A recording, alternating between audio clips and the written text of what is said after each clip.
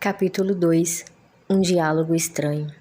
Foi tão repentino, tão horrível, tão diferente de tudo que já havia acontecido a Diggory, mesmo em pesadelos, que ele deu um grito.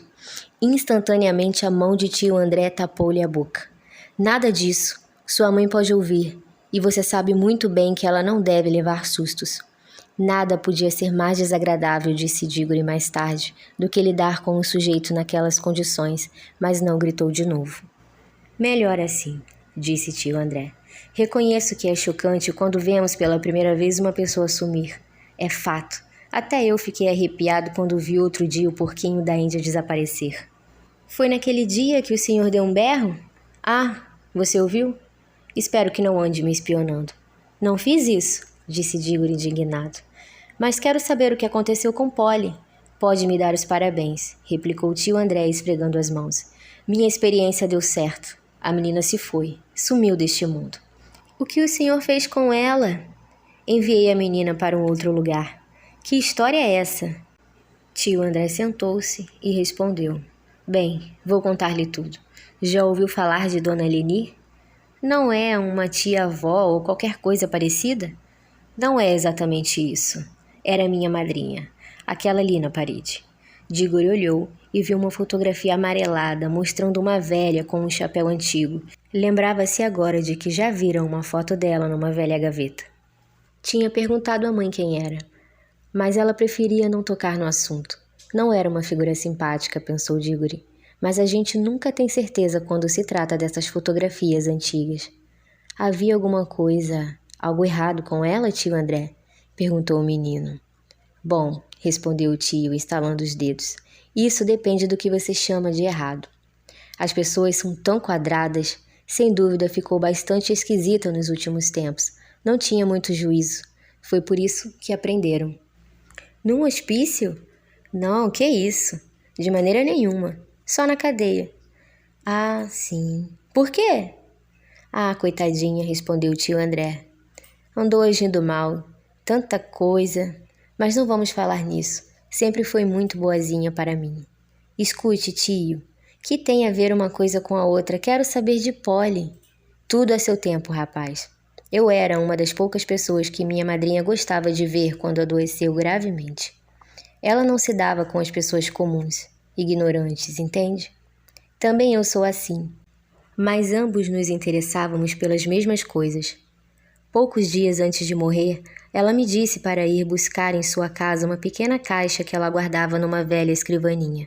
No momento em que toquei na caixa, já senti, pelo formigamento dos meus dedos, que tinha nas mãos um grande segredo. Deu-me a caixa e tive de fazer-lhe uma promessa. Logo que ela morresse, tinha de queimar tudo, sem abrir. Depois de certas cerimônias, não cumpri minha promessa. Não diga. Muito feio da sua parte, exclamou Diggory. Feio? Perguntou o tio André, muito admirado. Ah, estou entendendo. Está querendo dizer que os meninos devem cumprir suas promessas. Muito bem, estou gostando de ver. Mas também deve admitir que essas regras morais, embora excelentes para as crianças e para a criadagem, para as mulheres e para as pessoas em geral, não podem ser aplicadas aos grandes estudiosos, aos grandes sábios, aos grandes pensadores, não, Diggory. Homens como eu, conhecedores da sabedoria oculta, não estão presos a essas regras vulgares, do mesmo modo como estamos distantes dos prazeres vulgares. Nosso destino, meu filho, é solitário, mas está acima de tudo. Suspirou e assumiu uma expressão tão grave, tão nobre, tão misteriosa, que por um instante Diggory chegou a pensar que ele dissera alguma coisa muito profunda.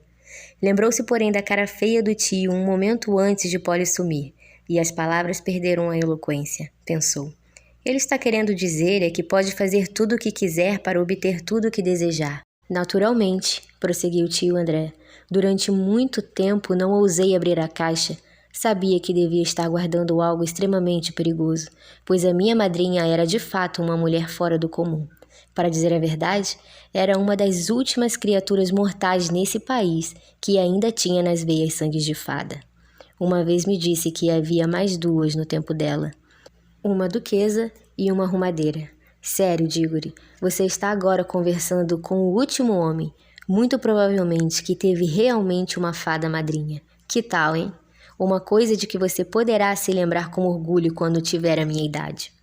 Aposto que era mais uma bruxa do que uma fada, pensou Digory, acrescentando em voz alta. Quero é saber de Polly. Que mania de bater sempre na mesma tecla, exclamou o tio André. Como se isso fosse a coisa mais importante. Minha primeira iniciativa foi naturalmente estudar a própria caixa. Era muito antiga, já sabia que não era grega, nem egípcia, nem babilônica, nem hitita, nem chinesa. Era mais antiga do que as civilizações. Ah, que dia fabuloso quando descobri afinal a verdade. A caixa viera da Atlântida, quer dizer, era séculos mais velha do que essas coisas da Idade da Pedra que costumam desenterrar aí na Europa. Não era uma coisa rústica como aquelas outras, pois já na aurora do tempo a Atlântida era uma grande cidade, com palácios, templos e homens cultos. Fez uma pausa, como se esperasse algum comentário de Digory, mas este, que de minuto a minuto estava gostando menos do tio, não disse nada. Tio André retomou a palavra. Enquanto isso, eu estava aprendendo um bocado sobre magia em geral. Não seria conveniente contar isso a uma criança. Enfim, cheguei a ter uma boa noção das coisas que podiam existir dentro da caixa. Depois de vários estudos, fui apertando o cerco. E claro, tive de conhecer algumas pessoas, digamos, à margem da sociedade. Passei por algumas experiências muito desagradáveis. Foi por isso que fiquei de cabelos brancos. Mas ninguém pode virar feiticeiro sem pagar um preço. Acabei perdendo a saúde, mas melhorei. E acabei conhecendo o segredo. Embora não houvesse a menor possibilidade de que alguém pudesse escutá-los, tio André inclinou-se e cochichou. A caixa da Atlântida continha certa coisa que fora trazida de outro mundo, quando o nosso mundo mal começava. Que coisa? Perguntou Digory, que mesmo sem querer já estava curioso. Pó fininho, pó seco, nada de entusiasmar. Nada que valesse tanto trabalho, é o que você deve estar achando. Ah, mas quando vi aquele pó, tive o cuidado de não tocar nele. E pensei que cada grãozinho ali já estivera em outro mundo. Não estou falando de outro planeta, pois os planetas fazem parte do nosso mundo. Estou falando de outro mundo mesmo. Uma outra natureza, um outro universo, um lugar onde você jamais chegaria, mesmo que viajasse eternamente através do espaço deste nosso universo. Um mundo que só poderia ser alcançado através da magia. Bem, a essa altura, tio André esfregava tanto as mãos que seus dedos estalavam como fogos de artifício, e prosseguiu. Sabia que, se fizesse direito, aquele pó nos levaria ao lugar de onde viera. A dificuldade era esta: como fazer? Minhas primeiras experiências foram grandes fracassos. Usei porquinhos da Índia. Alguns apenas morreram, outros explodiram feito bombas. Que maldade! Exclamou Digory, que já tinha tido um porquinho da Índia. Como você teima em fugir do assunto? É para isso que as criaturas existem. Paguei com meu dinheiro. Onde é mesmo que eu estava? Ah, sim. Afinal, acabei conseguindo fazer os anéis, os amarelos. Surgiu então uma nova dificuldade. Estava convencido de que o anel amarelo remeteria ao outro mundo qualquer criatura que tocasse nele. Mas de que valeria isso se a criatura não podia voltar para dizer o que havia visto por lá? E a própria criatura? Perguntou Digory. Não podendo voltar, ficaria numa enrascada. Você sempre olha as coisas de um ponto de vista negativo, replicou o tio André com impaciência. Não passa pela sua cabeça que se tratava de uma experiência magna? Só remetemos uma pessoa a outro lugar quando desejamos saber como é esse outro lugar, certo? Bem, e por que o senhor mesmo não foi? Digory jamais vira alguém tão surpreso e ofendido quanto o tio por causa de uma simples pergunta. Eu? Esse menino deve estar maluco. Um homem da minha idade, nas minhas condições de saúde, correr o risco do impacto e dos perigos de um universo diferente? Nunca ouvi nada tão disparatado em toda a minha vida. Você sabe o que está dizendo? Pense bem, trata-se de um outro mundo, onde podemos encontrar tudo. Tudo. E foi para lá que o senhor enviou a Polly? As bochechas de Digory estavam vermelhas de raiva. Só tenho uma coisa a dizer. O senhor pode ser meu tio, mas procedeu como um covarde, mandando uma menina para um lugar onde o senhor não tem coragem de ir. Bico calado, ordenou o tio André, dando um tapa na mesa. Não admito que um fedelho fale comigo dessa maneira. Você não entende nada. Eu sou o grande mestre, o mago, o iniciado, o que está realizando a experiência. É claro que preciso de material para executá-la. Daqui a pouco você vai me dizer que deveria ter pedido licença aos porquinhos da Índia antes de usá-los. Nenhuma alta sabedoria pode ser atingida sem uma dose de sacrifício. Mas a ideia de que o sacrificado deva ser eu mesmo é completamente ridícula. É como pedir a um general para lutar como um soldado raso. Suponhamos que eu morresse. Que seria do trabalho de toda a minha vida? Olha, é melhor acabar com esse papo, interrompeu Dígore. O senhor vai trazer Polly de volta? Já ia dizer-lhe, você me interrompeu com esses seus maus modos, que descobri afinal a maneira de fazer a viagem de volta. Os anéis verdes são capazes disso. Mas Polly não levou nenhum anel verde. Não levou, disse tio André com um sorriso maldoso. Se não levou, não poderá voltar, gritou Dígore. É como se o senhor tivesse assassinado. Poderá voltar se alguém for buscá-la, usando também um anel amarelo, e levando consigo 2 anéis verdes, um para si, outro para ela. Dígore percebeu que tinha caído numa armadilha. Ficou olhando para o tio André, estarrecido, boquiaberto. As bochechas passaram do vermelho ao pálido. Tio André continuou, agora num tom forte e alto, como se fosse um tio perfeito que tivesse dado ao sobrinho um dinheirinho e um bom conselho. Espero, Dígore, que você não acene agora a bandeira branca. Ficaria muito triste se uma pessoa de nossa família não tivesse a honra e a nobreza de socorrer uma dama em perigo.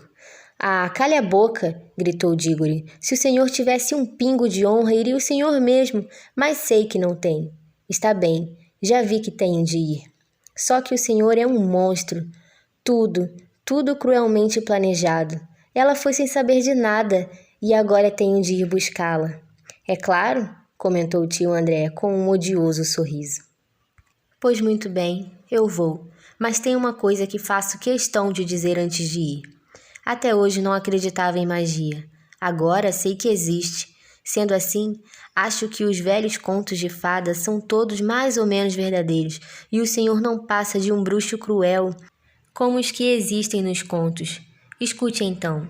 Nunca soube de um bruxo que não acabasse pagando por sua maldade no final da história. É isso. De todas as coisas ditas por Dígore, foi essa a única que teve endereço certo. Sobressaltado, tio André revelou tanto horror na face que, apesar de sua monstruosidade, era quase possível ter pena dele. Um segundo depois, recompôs-se, dizendo com um sorriso forçado. Bem, é natural que uma criança pense dessa maneira. Uma criança criada entre mulheres como você. Não precisa preocupar-se com os meus perigos, Dígore. Não seria melhor preocupar-se com os perigos porque passa sua amiguinha? Já há algum tempo que ela foi embora.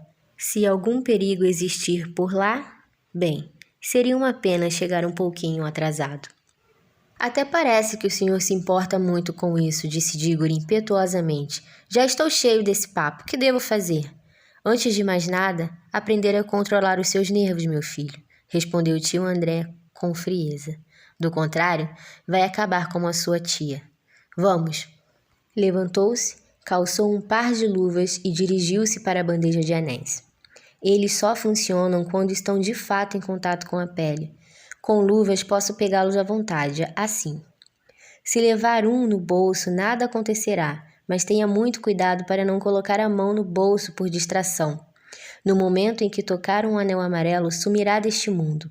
Quando estiver num outro lugar, espero que, isso ainda não foi testado naturalmente, mas sempre espero. Ao tocar no anel verde, você desaparecerá de lá e reaparecerá aqui. Bem, pego estes 2 verdes e deixo que eles caiam dentro de seu bolso esquerdo. Não se esqueça do bolso em que estão os verdes. V para verde e E para esquerdo. V-E. Preste atenção às primeiras 2 letras de verde. Um para você, outro para a garota. Agora pegue um amarelo. Eu, se fosse você, colocaria o anel no dedo, pois assim é mais difícil perdê-lo. Dígore já estava para agarrar o anel amarelo quando se lembrou de algo importante. Espere um pouco. E mamãe? Se ela perguntar onde eu estou? Quanto mais depressa for, mais depressa estará de volta, disse tio André, tentando ser animador. Mas o senhor nem mesmo sabe se eu vou voltar. Tio André sacudiu os ombros, deu uns passos, abriu a porta e disse: Pois muito bem, como quiser. Desça para jantar. Deixe as feras devorarem a garota. Ou que ela se afogue, ou que morra de fome, ou que se perca no outro mundo, se é o que prefere. Para mim, dá no mesmo. Talvez fosse bom que, antes do chá, você avisasse a mãe dela que nunca mais verá a filha, só porque você tem medo de colocar um anel no dedo. Ai, ai, gemeu Dígore. Queria tanto ser grande para lhe dar um murro na cara. Abotoou o casaco, respirou fundo e pegou o anel. Pensando, como sempre pensou mais tarde, que não havia para ele outra maneira de proceder com dignidade.